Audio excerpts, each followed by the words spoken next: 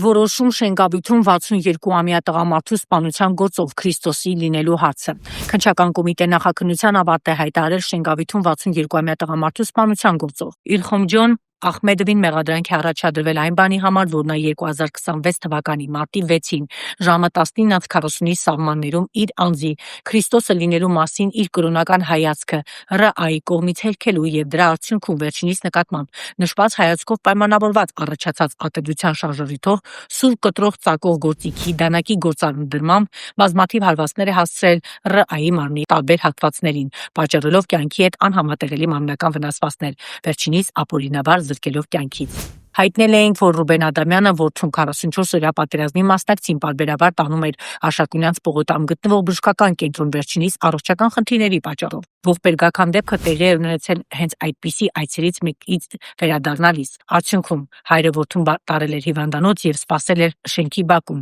որից հետո որդին հորը հայտնաբերել էր սպանված Աշակունյանց պողոտայի թիվ 44 եւ 46 շենքերի դալանում։